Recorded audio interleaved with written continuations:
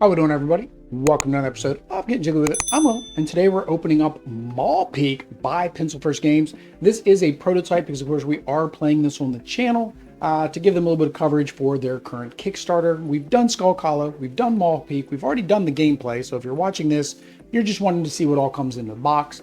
If you're watching the Skulk Hollow, I'd say it's because you want to know what the giveaway is. Oh, giveaway? Yes! This is Extra Life United Week. We are trying to raise money for Children's Miracle Network. We do it all year long, but during the premiere weeks, we want to do something special. So we are teaming up with Pencil First Games. They are going to give away a copy of Skulk Hollow to somebody who makes a donation to Extra Life during this week. So if you click that link down below, go to our link tree, click on the Extra Life link, donate $1, 1 entry, $5, 5 entry, $10, 10 entries. And if you hit one of the incentive levels, you'll also get whatever benefits are in that incentive. For example, our $50 incentive, we're going to also send you another game. So that one alone, you're going to win a game. But maybe with the $1, you can win Skulk Hollow. That said, let's go ahead and get the camera flipped over and we'll see what comes in Maul Peak. Again, want to preface, this is a prototype, even though it is a very well done prototype. So some things like art, graphics, verbiage on the cards may be subject to change. All right, so here we are. This is Maul Peak, so by Keith Matajeka, Eduardo Baraf, and Dustin Faust. Same guys who were on the other box I just opened. Two players, 40 minutes, ages 12 plus. It can be up to 4 players if you have both games. They are combinable. We can look back here on the back, and then we do have the amazing meeples, big chunky boys here. So we have some chunky meeps in here, and then let's go ahead and get inside. Like I said, this is a very well done prototype, which is always good sign because that means that the game is definitely going to be worth it. I think that's a, oh yeah, that was my, we're launching book. So same quality rulebook that was in Skulk Hollow, nice thick outer borders, got your story, your nice little flavor text, objective, all your components, all the components for your bosses.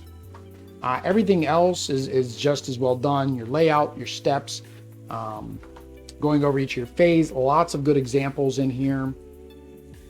Different your hero actions, and then you go through your guardians actions, and then all of your cards are explained in detail here.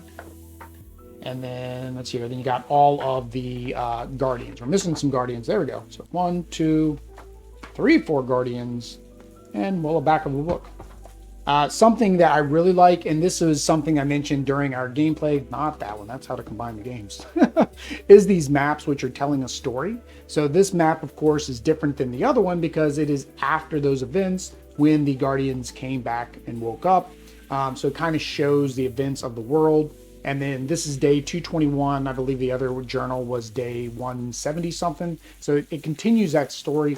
I would love to see a campaign narrative game telling this whole story that you could maybe incorporate pieces and bits from these different versus games. I think that'd be really fun. So combining the games here, so it just goes over the rules of how to combine the games. So you can do 2 versus 2.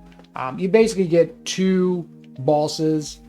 You get both, and if either one of the different conditions are met, either the guardian or the hero condition for losing, then the other team wins basically. So here are the bosses we got, or our guardians. I see, this is what for me, I'm kind of like, are the guardians the bad guys or the good guys? Like the guardians are the ones that developed and made the world and made it better. So it's kind of one of those tales of time, right? A tale as old as time. No, that's a different property. Where like they were just doing the good thing, making the world, and they went to sleep, and now we're becoming more civilized and advanced, and we're waking them up. And most likely we're destroying what they've built, right? Through the gods that were in this world that created them. So I don't know. I guess everybody can leave it up to their own interpretation. But here we go. This is the first one.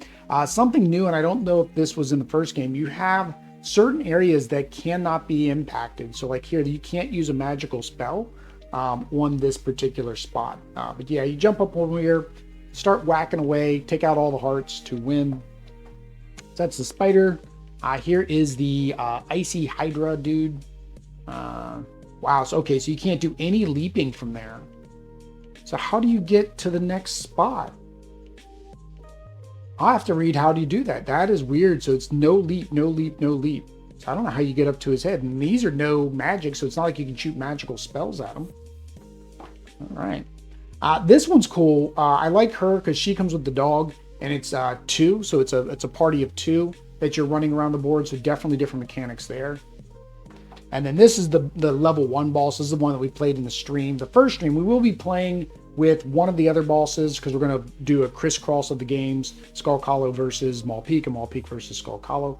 But this is the base guardian, and he needs to get everybody trapped inside of his belly there, the cell. Player mat for your bears. So you basically have each one of your heroes out. Something different with this game than Skulk Hollow is you start with your heroes, and if you lose all the heroes on the board, that's a lose condition. That's the same as, unlike inside of Maul or Skulk Hollow and Maul Peak, that's the lose condition. And then here's your player board. So you got your guardian side, your hero side, neutral zone, and then the back side just doesn't have the dotted lines there. All right, and then you get your player mats. So you have the Grizzard. They are the heroes. Instead of power, they build rage, and then you use rage kind of like a resource where you have to spend it to actually bring the rest of the heroes into the game. Here's your first boss is Veblen. She's a level 2 boss. She wants to have 3 heroes in the lair space. So it feels like she's going to like throw these webs down, capture them, and then drag them back. Quagra, which is the kind of like the Hydra thing, deplete the entire confusion deck. Trovac, so this is where I said you got Trovac and Gnarl. They each have their own power. And you basically just need to fill the power track with 9 spent cubes. You basically have to get power, put it here, spend it, get power to wash, rinse, repeat. And then Saboso, he is the level 1. And what you're trying to do is freeze the bears, and then you're trying to either trap them or kill them for the secondary, or for the loss condition for them, but the win condition for you. All right. So here are our hearts. So we have red and blue hearts this time. Last time we had green and red, but trying this again, it does, this is different. So I'm doing the overhead camera. If you guys have seen some of my unboxings, normally I have my cell phone, which makes it a lot easier to properly focus on things.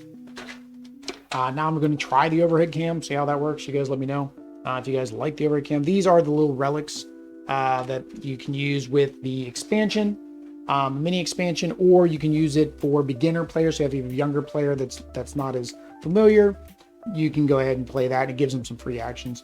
And then your regular, acrylic clear cubes. All right. So we will go through the Grizzard. All right. So on the back of all of these is nice. They have these little stories that kind of talk about them on the back. So that's kind of cool. All right. So the Grizzard, the first thing you got is the player age. So these go to the opponent. So that way they know what your abilities and things are. And then the front side basically says what your winter animals do, your little ice beasties. Yeah, and there's your frost lynx. I somehow threw him out. But each one of these basically changes up the game because they each have their own special powers, and you only get one during the game that you get to play as or play with. So yeah, winter beasts. So here they are. So here are all your winter beasts and your heroes. So you have a druid here. He can basically spend magic and to summon the winter beast to his location. The barbarian, basically after taking a melee action, he may perform a free leap. You got the sage. When she's there, she can basically, the winter beast ability costs less. Herbalist, he allows you to gain rage. The assassin, I really like the assassin. She allows you, whenever you attack, she gets or leap. I'm sorry, I'm backwards. Whenever you leap, she gets to do a free attack. The barbarian was the opposite. After you attacked, you got to take a leap. So those are really good. And then you got the mage, which basically deals 1 wound to any location, unless it's one of those ones that prevents wounds. And then here are your beasts. So you have Thunderwolf. You basically get to move the beast and a banded. So banded characters, when they're together, you get to move. Snow Hare, you get to spin rage to draw cards. Inspire, you get to spin rage to allow a hero unit to take a free leap. Frostlink has Deceive. You get Spin Rage to force the Guardian to discard a card. The Owl, you can move the Winter Beast to another location. And then Spin 2 Rage to move the Guardian to a different direction. And then otherwise, your cards are pretty much the same. The difference is instead of, well, the same as Skulk Hollow, but instead of power, you're gaining rage. But you have all your standard mechanics, your melee, your attacks, your leaps, things like that. One cool thing with the bears, the Grizzard, I keep forgetting the name, I gotta go look at the box, is they don't have a double leap because you can always take a double leap by spending your little rage cubes here that you get throughout the game. Here are the meeples. So these are the little meeples, the little bear meeples. They're cute, little cute bear meeples, and your little spirit. Although you really like the little spirit meeple there. Let me cover up that. See if that's what it's trying. What are you trying to focus on? Focus on everything else but what I want you to focus on. Maybe yes, no. Yeah, I'm not a fan of this whole method. I I like my cell phone much better because I can guarantee a focus. This, I'm like fighting it for like 20 minutes. All right, but yeah, these are your meeples. They have the same little icons or little screen printing on them to identify which one it is. So really good for colorblind friendly as well as, you know, just making sure you know what you're doing, right? And then this little spirit guy. I like the spirit guy or the winter beast guy. He's kind of cool. You keep calling things that they're not. I have a bad habit of that. That's like game companies name their components and their abilities and their powers and their resources, certain things for a particular reason. And I just say the purple cube, the blue cube, and the green cube. So Saboso, this is, like I said, the one that we played during the game. He has this chunky, here's his chunky meeple. He's a chunky boy. Big old boy. I like that they kind of hollowed him out in the middle to make it look like his cell that you have to trap everybody in. And then I like these. These are really neat. So these are the freeze tokens, basically, that you use to freeze somebody. It freezes them basically for their next turn. And same thing, screen printed on them. As I said, very, very good looking prototype. I want to preface that again. This is a prototype, and this is a very well done prototype. And then here is his cards. So same thing, player aid that goes to the other player. And then his cards, same, we're just going to have his actions. All of his actions are on these right here. That's upside down. Yep. So those are his thingies. Go ahead and put him back in his box. All right, and we'll go to the level 2. So this one, so the Skulk Hollow had 1 level 1, 1 level 2, and 2 level 3. This actually has 2 level 2s and only 1 level 3. So it's different. All right. So, woo, he is morado. Definitely like purple. Purple is our favorite color. So this is the purple Hydra dude. Quagra. But like him, he's a chunky meep. We like the chunky meeples. And then he's got 2 decks of cards here. I'm trying to figure out why. Why do you have 2? Oh, he's got this confusion deck. That's right. That's his objective. So he's got this confusion deck. So yeah, confusion. And then he's got this confusion deck. Oh, for the Foxen. Oh, okay. So there's 2 decks. One for the Foxen, one for the Grizzard. Okay. And then his deck probably is just going to be movement cards. So some of them have a special card in here, which, I mean, he's got an entire deck of special cards. All right. So player aid card. And then, yeah, so then your special cards. I do like the purple, so that's kind of nice. So they color these the color, I think, of the character to make it a little bit easier to identify that you have the right deck. All right. He barely fits in his box. All right, so we're going to Veblen. We'll see what she's all about. So she's got a bunch of spider webs. I know that. So here is her big old chunky meeple. And again, yeah, see, I think it's trying to get like the text Like, it wants to focus on text before it focuses on anything else. If I have to do everything like this with 2 hands so it covers everything else up. All right, that's her. Big chunky meeple. I don't think the lighting's good either. I think I don't have them high enough to get enough lighting on top, which was really the problem with the cell phone, is I really didn't feel like I was getting the proper lighting on anything. I felt like it was too dark. So I decided to try this. These, if it focuses, these are screen printed. So these do have screen print on them. So that's really nice looking for the webs. It's a little hard to see. I mean, I can see them on there. Maybe a slightly darker web, you know, like more of a gray. So the white pops more, but then maybe it wouldn't look as good. I would imagine they've tested different colors, like even going black. Black would work, or her color. Make it her color and then that white. I think that would work. Let's see if she... Oh, I like that. That is beautiful there. Look at that. The blue and the green. I like that. I like that a lot. All right. So, yeah. So, player aid card. And I do like this. I like the cute art with the little meeples. Skulk Hollow had the same thing. That was really cute. Yeah. So, that's just her cards. All right. So, we'll put you back in there.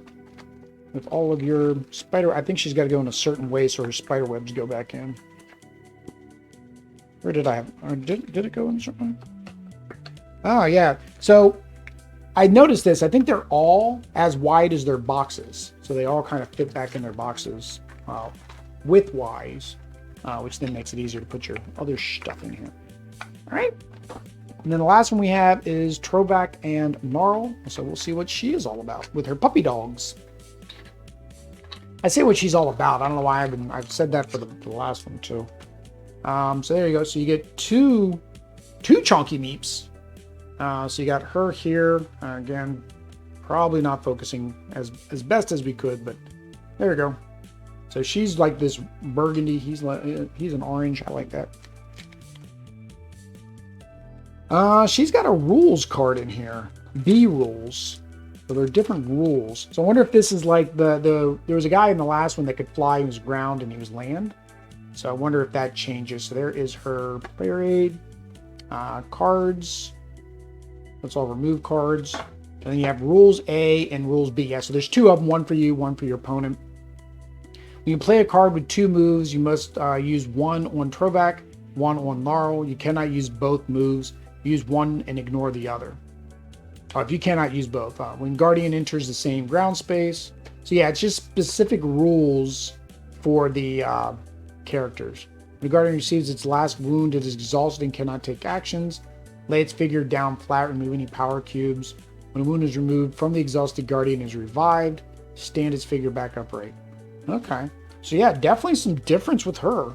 So I think she'd be fun to play. I don't know. You guys let me know. I forgot to say this in the Skulk Hollow. Let me know down below which bosses from Skulk Hollow and from Maul Peak you'd like to see us go versus against each other. All right, so let's put everything back in because we do a boxing and a reboxing on this channel. We always unbox and then rebox. So we will throw everything back in here. I don't remember if these came with a surround. Again, it was a prototype. I know Skulk Hollow did, and I kept them because it makes it, so you don't have this empty gap around the box. But there we go. So that gets closed there, and I will switch over the camera. All right, there we go. That is Maul Peak. That was the unboxing for that. Again, if you want to see the live gameplay, we have one more set up. We have the previous gameplay, so you can go check that out. That's already on the channel. But Saturday, we will be playing Maul Peak versus Skulk Hollow.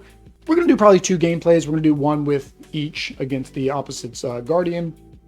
If you want to enter to win a copy of, unfortunately not Maul Peak, but Skulk Hollow, which is a great game as well, and you can always go out and back this one if you like it, make sure you hit that link down below to our link tree so you can go out to Extra Life, make a donation. $1 donation gets you 1 entry, $5 gets you 5, $10 gets you 10, and blah, blah, blah. Every dollar gets you an entry. The more entries, the more chance you have to win. If you're the only one that enters, well, then I guess you're guaranteed to win for $1. Right? Link down below. Help out the kids. We are supporting Children's Miracle Network all year long. So if you can't donate now, you can donate later. We're always going to be doing some giveaways and some different things with our different sponsors. So we greatly appreciate all the donations we've gotten so far. We hope we make our $1,000 goal by the end of the year.